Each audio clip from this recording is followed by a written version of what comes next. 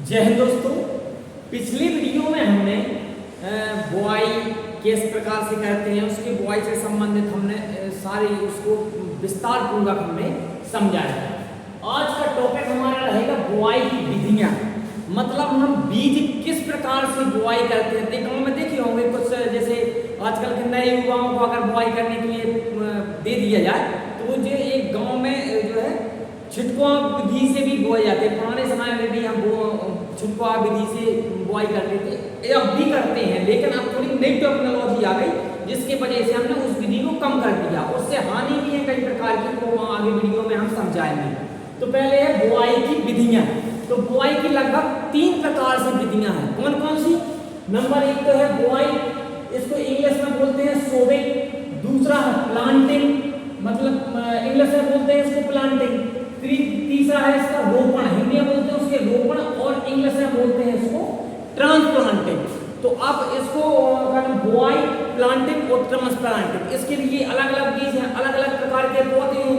किनको हम समतल खेत में बुआई करते हैं, किनको हम पानी भरे हुए खेत में, देखे हुए कुछ खेत भरे भी होते हैं तो उसमें हम ट्रांसप्लांटिंग कर देते हैं।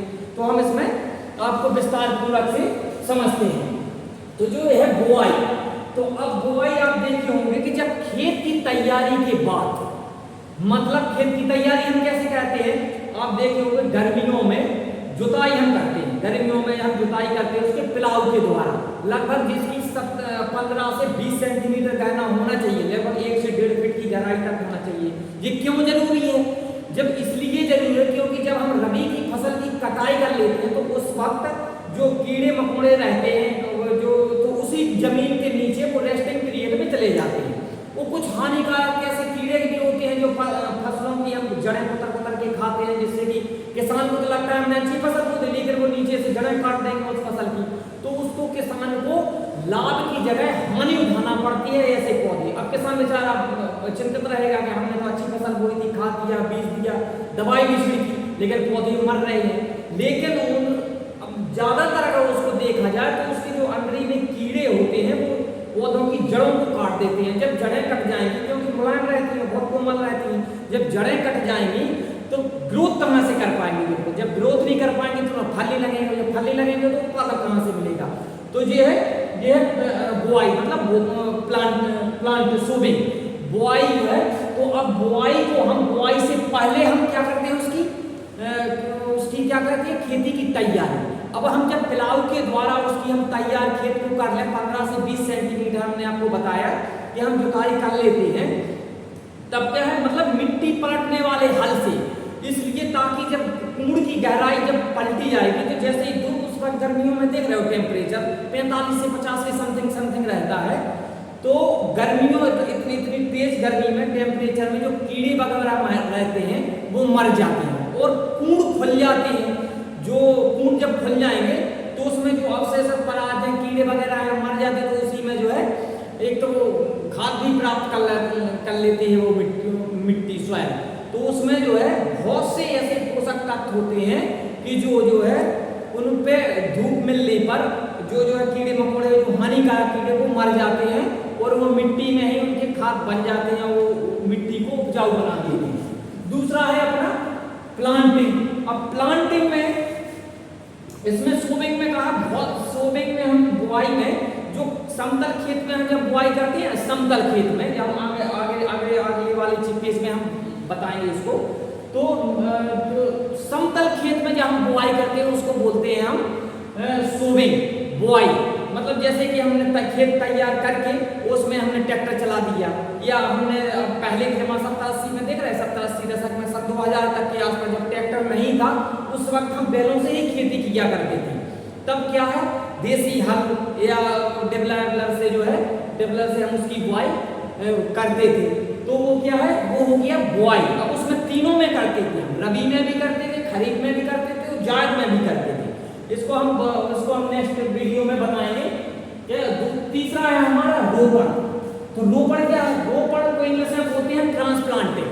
कुछ ऐसे भी पौधे होते हैं कि जो हम रोपते तो हैं, लेकिन उसको रोपने के जैसे ही पौधा 7 से 8 इंच का हो जाता है, या लगभग 1 फीट के बराबर 8 से 12 इंच का हो जाता है, तो जैसे ही पौध जो है 8 से 12 इंच का हो जाए, लगभग 1 फीट के आसपास, तो उसको एक जगह से उखाड़ करके दूसरी जगह हम प्लांटिंग करते हैं, तो उसको बोलते हैं हम ट्रांसप्लांटिंग। तो ये कहा बहुत सारे ऐसे पौधे हैं, जैसे कि हम धान हो गया, है कि नहीं, का नाम मटर के पौधे, वो क्या नाम, टमाटर के पौधे हो गए, बैगन हो गए, बहुत सारे ऐसे पौधे हैं जो एक जगह से दूसरे जगह, एक जगह तो हम उसको क्या है, बीज को तैयार करते हैं, बीज की बुआई करते हैं, और जैसे ही पौधे बड़े हो जाते हैं, लगभग 7-8 इंच के हो जाते हैं या 1 फीट के आसपास के, तो एक जगह से उखाड़ करके जब दूसरी जगह उसी पौधे की रोपाई करते हैं, तो उसको बोलते हैं हम ट्रांसप्लांटिंग। अब इसी को देखते हैं, आप ये तो समझ गए होंगे प्लांटिंग, और प्लांटिंग में भी पौधे आते हैं जैसे कंद वगैरह हैं, जैसे आलू हो गया, प्याज हो गया, शलजम हो गया, तो ये जो है किसमें ये आते हैं, प्लांटिंग में आते हैं। तो ये क्या, गन्ना भी है कि नहीं, गन्ना भी एक प्लांटिंग है, वो भी जो है कूड़ के उसमें जो है उसी गन्ने को काट कर, लगभग 3 आंख वाला गन्ना, उसी की हम उस कुंडों में उसकी बुआई कर देते हैं, ताकि वो फिर गन्ना एक ये है 2 या 2 से अधिक वर्ष तक उसकी फसल को हम लेते रहते हैं। तो ये बुआई है, बुआई को हम 2 भागों में बांटते हैं। नंबर 1 कौन सी, एक तो है छिटपुआ विधि, दूसरी है पंक्तियों विधि। छिटपुआ विधि को हम वर्ड कास्टिंग भी कहते हैं। क्या करते हैं, वर्ड कास्टिंग, वर्ड कास्टिंग। अब ये, और दूसरा है पंक्तियों में बुआई। अब पंक्तियों में बुआई का मतलब होता है, जब पंक्तियों में बुआई का मतलब तो सीधा भाई, पंक्तियों में बुआई का मतलब है कि इसका है कि आप जो है आजकल देख रहे हो ट्रैक्टर आ गए, अब उसी में जो है सीडल वगैरह है, तो सब क्या है, एकदम लाइन टू लाइन उसकी बुआई होती है। और जबकि इसका अपोजिट का है, जब छिटपुआ विधि में क्या है, छिटपुआ विधि में कोई पैमाना ही नहीं होता, इसमें अंतर और इसमें केवल ध्यान से समझिएगा। छिटपुआ विधि में वो जो पंक्तियों में बुआई होती है, मतलब इसकी जो सोविंग होती है, ये दोनों एक दूसरे के जो है भिन्न है। बुआई तो होना है, छिटपुआ भी अगर किसी जो जिसने की नहीं है उसको आप दे दीजिए तो भर के बीच फेंक देगा। जैसे आप देख रहे हो गांव में कोई नया लड़का जिसने बुआई नहीं की है, तो उससे कह दो, अगर उसके पिताजी ने बोल दिया कि जाओ बेटा बुआई करिए, तो अब हम अधिकतर खरीफ के मौसम में इसकी हम छिटपुआ विधि की बुआई करते हैं, जैसे कि तिल हो गया। तो अब ऐसा तो है नहीं, तो जो है बहुत सारी ऐसी वो है, जैसे क्या नाम, उसमें क्या नाम, खरीफ फसल में, कि उसमें जो है छोटे छोटे बीजों को हम उसमें बोने में सीडल से थोड़ा दिक्कत महसूस होती है, तो हम जल्दी के अभाव में, क्योंकि उस वक्त बुआई का समय होता है, निकल ना जाए, तो उस वक्त जो है हम छिटपुआ विधि से हम बुआई करते हैं। तो जब हम फेंकते हैं तो उसमें कोई असमानता, मतलब पूरी की पूरी असमानता ही है, समानता होती ही नहीं। जैसे कि कोई किसान यहाँ खड़ा है, कोई किसान यहाँ खड़ा है, अब यहाँ खड़ा है, उसने यहाँ से बीज लिए, अपनी मुट्ठी में बीज लिए, अब पूरे खेत में इधर उधर फेंकना है, तो अब इसका कोई पैमाना है, इसका कोई पैमाना नहीं है। क्यों नहीं है? क्योंकि जब आदमी मुट्ठी में लेता है लड़का, या कोई किसान जब उसने फेंक दिया ऐसा, तो उसका कोई पैमाना नहीं है कि किधर बीज इकट्ठे जमीन के अंदर गिरे हैं, जमीन पर गिरे हैं, ऊपर है, नीचे चला गया, मतलब उसका कोई बीज पैमाना नहीं है। क्योंकि हो सकता है जमीन के ऊपर ही कुछ बीज छूट जाते हैं, तो क्या चिड़िया खा जाए। अब किसान कहेगा हमने तो ठीक बीज डाला था, अब आप पता चला कि उसमें से आधे बीज चिड़िया चुन गई, तो अब किसान को क्या मिलेगा, उसको तो हानि उठाना पड़ेगी।